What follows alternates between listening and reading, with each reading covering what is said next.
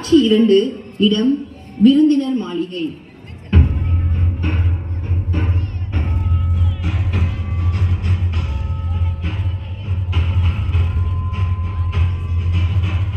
வணக்கம் அரசே. வணக்கம். அனைவரும் அமர்க. நம் தோட்டத்தில் பயிர் செய்த கத்திரிக்காவை சுவைக்கத்தான் நான் இந்த விருந்தை ஏற்பாடு செய்தேன். விருந்து தொடங்கட்டும்.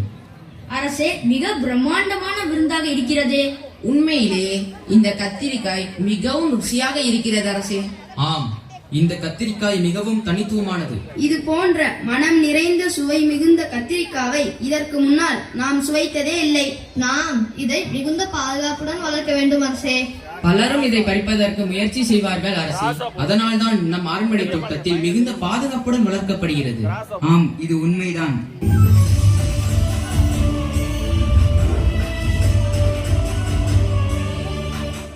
விருந்து நிறைவு பெற்றது.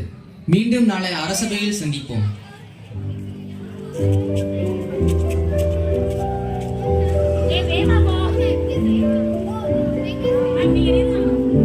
காட்சி 3, இடம் தெனாலிராமன் வீடு. வாருங்கள் வாருங்கள், சற்று அமருங்கள். நான் இன்று மிகவும் மகிழ்ச்சியாக இருக்கின்றேன். என்ன நடந்தது? நான் இன்று அரசபையில் விருந்து சாப்பிட்டேன். அதில் இருந்த கத்திரிக்காய் மோர்குழம்பு மிகவும் ருசியாக இருந்தது. நான் எவ்வளவு முறை இதை சமைத்திருப்பேன். ஆனால் உங்களுக்கு அரசவையின் மோர்குழம்பு தான் பிடித்திருக்கிறதா? அப்படி நான் கூறவில்லை. அரசரின் தோட்டத்தில் விளைந்த கத்திரிக்காயால் தான் அது ருசியாக இருந்தது. அப்படி என்றால் எனக்கும் அந்த கத்திரிக்காவை சுவைக்க வேண்டும் என்ற ஆசையாக இருக்கிறது சுவாமி. அந்த கத்திரிக்காய் மிகவும் பாதுகாப்பாக வளர்க்கப்பட்டு வருகிறது. நீங்க நினைத்தால் முடியும் சுவாமி. நான் என்ன நகை வேண்டும், பொருள் வேண்டும் என்றா கேட்டேன். நீங்கள் சுவைத்து மகிழ்ந்த கத்திரிக்காவை நானும் சுவைக்க ஆசைப்படுகிறேன். ஆகட்டும் மசுதா, உனக்காக நான் அதை கொண்டு வர முயற்சி செய்கிறேன். தன் மனைவிக்காக தெனாலிராமன் அரண்மனை தோட்டத்தில் கத்திரிக்காயை பறிக்கப் போகிறான். அவன் துரதிர்ஷ்டம் அவனை பார்த்த காவலாளி அரசர் கிருஷ்ணதேவராயரிடம் தெரிவிக்கிறான். ஆஹா ஆஹா, என்ன மனம், என்ன மனம்! சாப்பிட்டு பாருங்கள், இன்னும் சுவையாக இருக்கும். நான் சென்று நம் மகனை அழைத்து வருகிறேன். அதெல்லாம் வேண்டாம். அவனோ ஒரு சிறுவன். ராஜாவின் தோட்டத்தில் விளைந்த கத்திரிக்காவை பறித்து வந்ததாக யாரிடமாவது கூறினால் நாம் என்ன செய்ய? ஆனால் அவன் இல்லாமல் சாப்பிட எனக்கு மனமில்லை சுவாமி. சரி, நான் அவனை அழைத்து வருகின்றேன். ஒரு பானையில் நீர் கொண்டு வா வசுதா. எதற்காக நீர் வேண்டும் சுவாமி? பொறுத்திருந்து பார். முரளி, முரளி, எப்படி மழை பெய்கிறது பார்.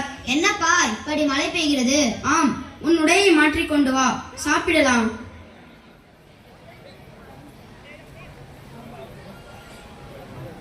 மோர்குழம்பு எப்படி இருக்கிறது? அம்மா, இந்த கத்திரிக்காய் மோர்குழம்பு மிகவும் சுவையாக இருக்கிறது. இதை உன் அப்பா அரசரின் தோட்டத்தில் இருந்து கொண்டு வந்தார். அம்மா, இதை போல் தினமும் செய்யுங்கள். முடியாது முரளி, இது அரசரின் தோட்டத்தில் விளைந்த கத்திரிக்காய். நம்மால் தினமும் உண்ண முடியாது. சரி, நேரமாகிவிட்டது. வாருங்கள், உறங்க செல்லலாம்.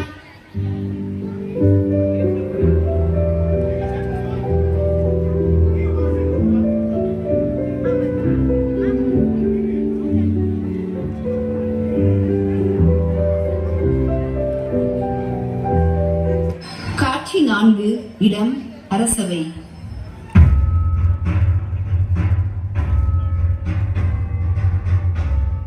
அரசே, நம் அரண்மனை தோட்டத்திலிருந்து கத்திரிக்காயை திருடியதாக தென்னாலி மீது புகார் வந்துள்ளது. எனவே இங்கு தென்னாலியும் அவரது குடும்பத்தினரையும் அழைத்து வந்துள்ளோம். நீ என்ன சொல்கிறாய் தெனாலி? இல்லை அரசே, நேற்று இரவு எங்கள் வீட்டில் உணவு சமைக்கவே இல்லை. வசுதா, தென்னாலி சொல்வது உண்மைதானா? ஆம், அவர் சொல்வது உண்மைதான். நேற்று இரவு நாங்கள் சாப்பிடாமலே உறங்கிவிட்டோம். அரசே, இவர்கள் இருவரும் பேசி வைத்திருப்பார்கள் என்று நினைக்கிறேன். அரசே, இவர்கள் பொய் சொல்கிறார்கள் என்று நான் நினைக்கிறேன். நாம் இவர்களது மகனை விசாரித்தால் உண்மை தெரிந்துவிடும். சரி, முரளி, நேற்று இரவு நீ என்ன உணவு சாப்பிட்டாய்? அரசே, நேற்று இரவு கத்திரிக்காய் மோர்குழம்பு சாப்பிட்டேன். அந்த கத்திரிக்காயை உன் அப்பா எங்கிருந்து பறித்து வந்தார் என்று உனக்கு தெரியுமா முரளி? ராஜாவின் தோட்டத்திலிருந்து பறித்ததாக கூறினார். அந்த கத்திரிக்காய் மோர்குழம்பை நீ எப்பொழுது சாப்பிட்டாய் முரளி? நேற்றிரவு கனமழை பெய்தல்லவா, அப்போது நான் சாப்பிட்டேன். நேற்று கனமழை ஏதும் பெய்யவில்லையே. இவர்கள் ஏதோ தந்திரம் செய்கிறார்கள் அரசே. அதைத்தான் நான் கூறுகிறேன் அரசே. நேற்று எப்பொழுது மழை பெய்தது? ஒருவேளை இவன் கனவில் கண்டான் என்று நான் நினைக்கிறேன். அரசே, நம் தோட்டக்காரர்கள் தென்னாலி கத்திரிக்காய் பறிப்பதை பார்த்தார்கள். எனக்கு தெரிந்து தோட்டக்காரர்களும் கனவில் கண்டிருப்பார்கள் என்று நான் நினைக்கிறேன் அரசே. ஓ அப்படியா தெனாலி, சரி சரி இருக்கட்டும். அரசே, அப்படி என்றால் திருடு போன கத்திரிக்காயை என்ன செய்வது? அதை பிறகு பார்த்துக் கொள்வோம். அரசவை களையட்டும். தெனாலி, நீ என்னை தனிமையிலும் சந்திப்பாயாக. அப்படியே ஆகட்டும் அரசே.